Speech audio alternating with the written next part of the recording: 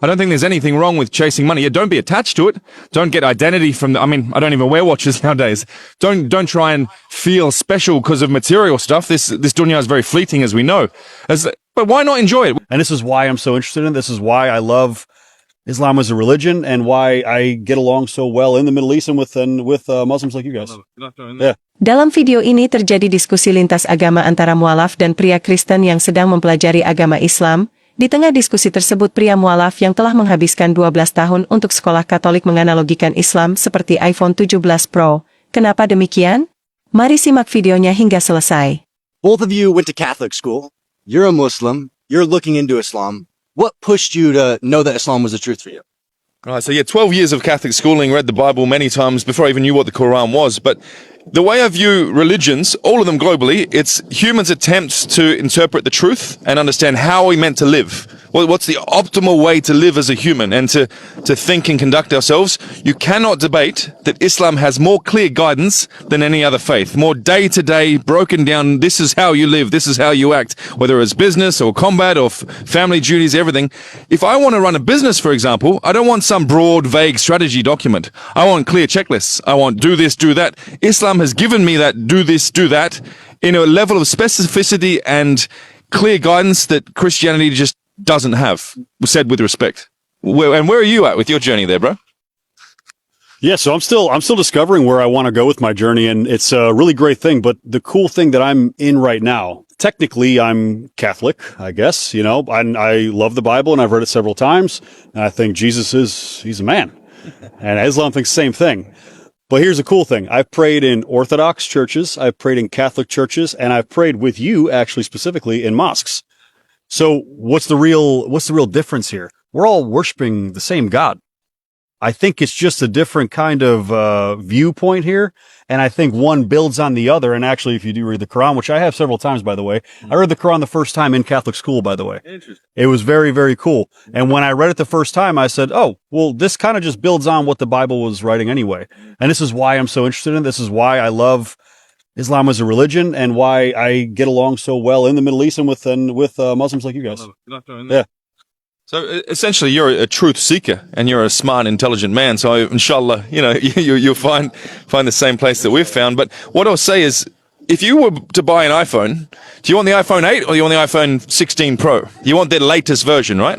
If what you're referring to, that the different religions are different attempts to interpret the truth, why not go with the most recent, the most detailed, without in any way cheapening anything, the iPhone 16 Pro? That's my thinking. What about you, bro? I think it's important to understand that when you look at all religions, Islam doesn't say Christianity and Judaism are false. They are part of the one true religion. Versus if you look at Christianity and Judaism, they say Islam is false, right? They don't believe in us, but we believe in them. And I just look at it logically. It logically makes complete sense that they would come one by one to complete the one true religion, right? There's not three religions. There's not Christianity, Judaism, and Islam. There's Islam, and Islam. Alhamdulillah. Jewel, we're both Muslims. Alhamdulillah. We're on a super yacht. You know, what do you say to the people who go, oh, Muslims shouldn't be doing this. You're chasing the dunya. Okay, nice. So I'd start with the fact that, as we all know, Allah subhanahu wa ta'ala loves the strong believer more than the weak believer. And nowadays, strength correlates with your ability to look after your people, which is money. I don't think there's anything wrong with chasing money. Yeah, don't be attached to it. Don't get identity from I don't even wear watches nowadays. Don't try and feel special because of material stuff. This dunya is very fleeting, as we know. But why not enjoy it? We've been gifted this human experience. Why not enjoy it? I think that thinking that as a Muslim you can't enjoy the physical world or you shouldn't be chasing cash, I don't think it serves the ummah. I really think there's nothing wrong with getting the most out of this human experience and working as hard as you can to take care of your people, give good sadaqah, good zakat, but don't be attached to it. Have it in the hand, not in the heart. I mean, I'd say one of the biggest lessons I've received from Islam, alhamdulillah, is a lack of attachment to the material world. I don't care about this. I'm just having fun with my friends. Is that not a positive thing? What's your thoughts on this one, mate? Because you must get a lot of hate about this as well.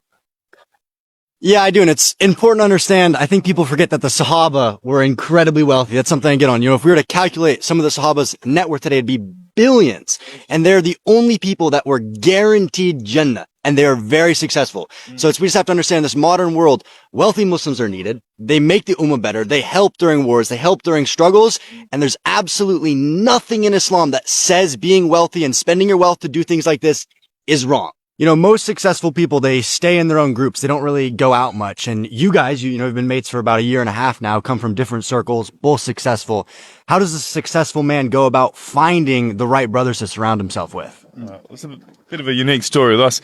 I believe in anti-networking at this point. I want less friends. So the fact that Tom and I have formed a really powerful brotherhood very quickly, I think it's capability-based. That's the main one. So I had an event coming up, weapons and tactics training event, needed a new trainer.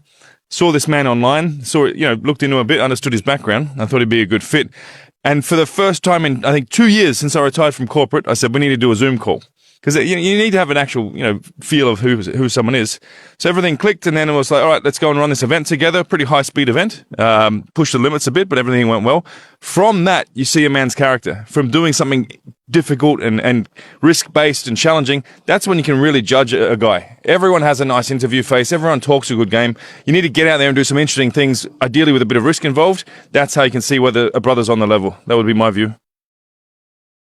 Yeah, I mean, the best way that I can say it really is that, once again, capability is number one, skill set number two, but being able to trust somebody and being able to do things that are hard, do things that are a little bit more high level, a little bit more intimate. You really get to know somebody when they get into a high level situation. And he and I feel like we've been friends for how long? 10 years, 20 years, maybe. I can trust him with my family. I can trust him with my kids. I can trust him with anything in my safety. Why is that? That is because we went high level right away. We trusted each other. And when it comes to networking, you have to go in with a group of people that you can actually develop a level of trust with. So I just asked my brother Canyon his age, and I had to ask him twice. He's 20. Brother, at the age of 20, I was crawling around in the mud getting shot at as a soldier. I didn't even know this sort of reality existed.